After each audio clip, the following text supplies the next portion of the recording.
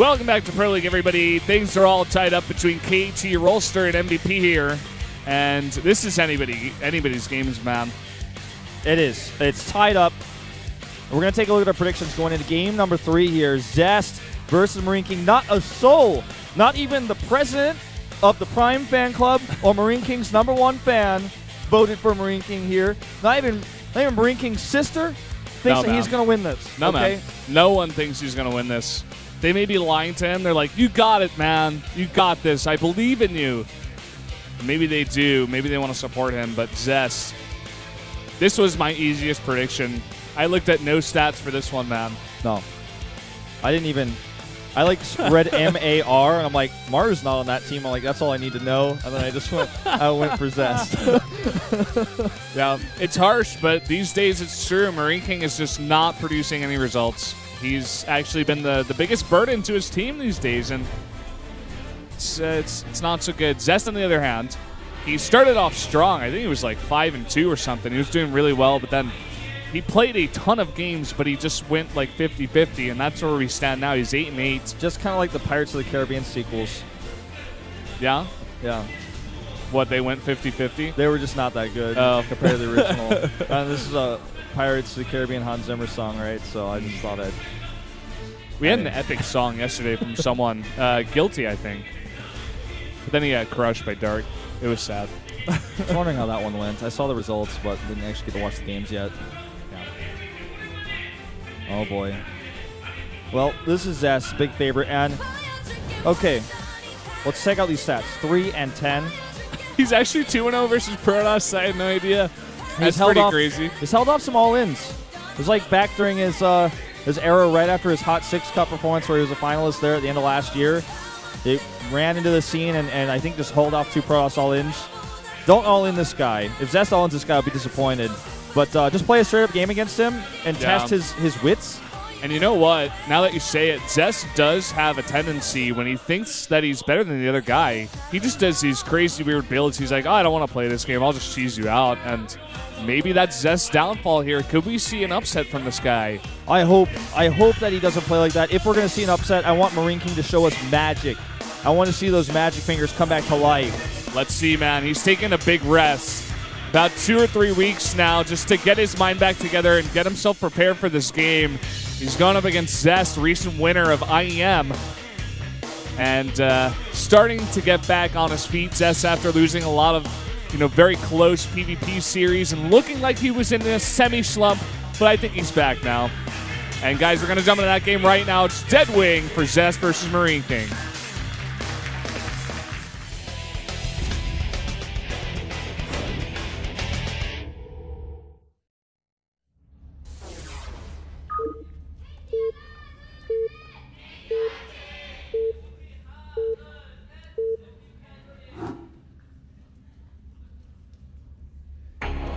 Up here in the top left in the red for KT Rolster, it is Zest. Cross spawns on this massive map in the teal for MVP. It's MarineKing. Oh, boy. Now, as we were getting into the game, MarineKing showing Zest a lot of respect. He called him the Protoss Bonjour. Yeah. Protoss Bonjour Nim. Well, I mean... It's like Sir Toss Bonjour. Are we? GG. Are we really ready to call Zest a Protoss Bonjour? Because, I mean, if you look at his results in late 2014, early 2015, just didn't really support what they were saying. Ooh. Sunglasses on in the studio, keeping it slick. Absolutely no reaction. What? Is that guy a statue? That was scary, man. That scared me. By the way, I almost want to put this out there, and I know this is somewhat of a controversial topic, but I get tweets about this almost every day. No, I have nothing to do with any investigations about the quote-unquote MarineKing scandal. Please. And please stop asking me.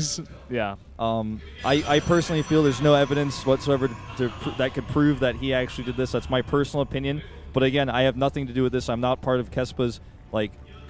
We're not on the board. I'm not on KESPA's like detectives board. I'm not able to like check this out. I'm sorry.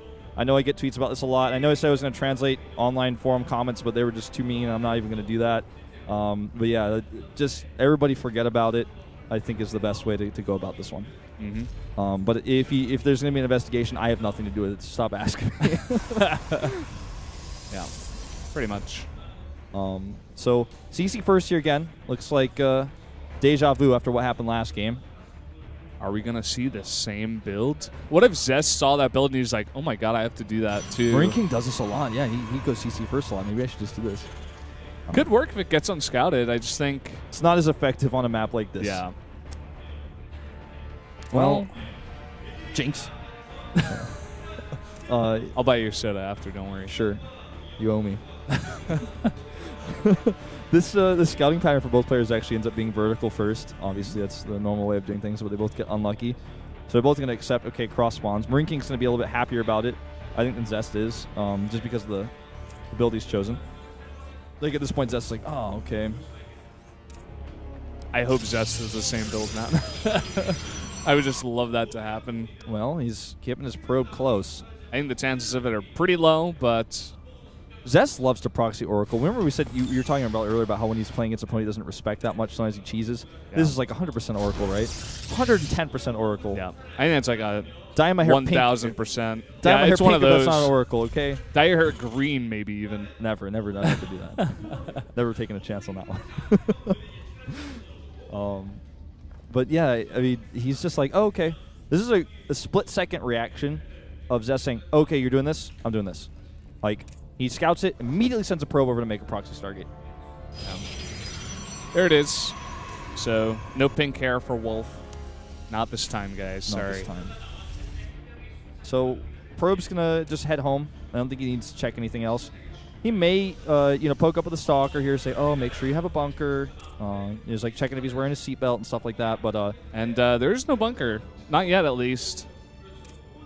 So this stalker actually going to be able to kite these guys for a little bit. Just do like a shot or two of damage. Yeah. You get that little ledge there on this map specifically. It's pretty good for those Marines against Stalker. Third barracks here for MarineKing, and this is looking exactly like the flash build we saw in last game. Now, this is unclear right now whether MarineKing knows that CC First has been scouted, but he has shown a small Marine count, so he could relatively assume that this is actually going on. But he hasn't scouted himself at all since he found out his opponent was not top right. So he has no idea about anything that's going on. He has no turret in the main and no turret in the natural, as you can see here. And you know what else he doesn't have? No eBay. No bunkers. This is going to do a lot of damage, ladies and gentlemen. He's going to make a second one here. And he may even just go for Marines. He could definitely follow this up. Well, at the same time, all these SCVs are kind of alone. All the Marines out of position. And here we go, guys. He might kill a Marine if it comes to fight. Yeah. But so first, many kills. He's going to get 7 kills, 8 kills probably. Looking for that 8th there. He gets it. And don't forget, guys, there's a second Oracle on the way. That's already so much damage. Void Ray. Oh, ho, ho. We're going to see a follow-up here. Just add a bunch of gates, maybe. He's already done so much damage. Oh, this is... Yeah, we already see the gates on the way. This is a great follow-up. He's going straight for the Marines. Yep. Not grouping up with the Marines. He's losing 4 of them now. This is so smart. MarineKing still doesn't have a bunker, and he knows that, too. He's just going to die. I've already seen the future. Yeah, man. We saw the future before we saw this game start, man. Like, I don't think MarineKing's got the power of like Shulk's Monado to change the future right now either. I don't think he knows that actually a Void Ray is about to come into his base and kill him. Void Ray can actually go into his main base right now and start fighting with these Oracles. I'm not even messing around. Like, he can actually just fly in there. He's going to play it safe and add a few gateways and just kill him at the front. Give him a nice clean death like the death he deserves. There's still no bunker. He has no idea, and he's just playing blind and unsafe. This is typical MarineKing play. And honestly, it gets frustrating sometimes to watch. Well, yeah, this is the end.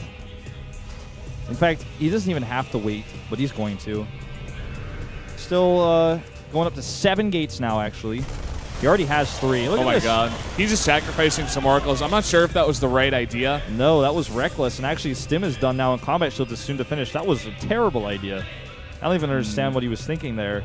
Yeah, I think it would have been more efficient to fight just straight up with the rest of your units. Look at this. MarineKing has no idea. Now he knows. He's like, oh, you've got Void Rays? Look at that scan, that panic scan of what is there. Okay, when the scan fades, though, a ton of gateway units, 7 gates he's got the power off of can come out here. And MarineKing does have stim and combat shields here now. Yeah, that is true, but he doesn't have any medevacs. And he's only getting his first bunker up now. Widow Mines will help. Remember what I said, don't all-in MarineKing?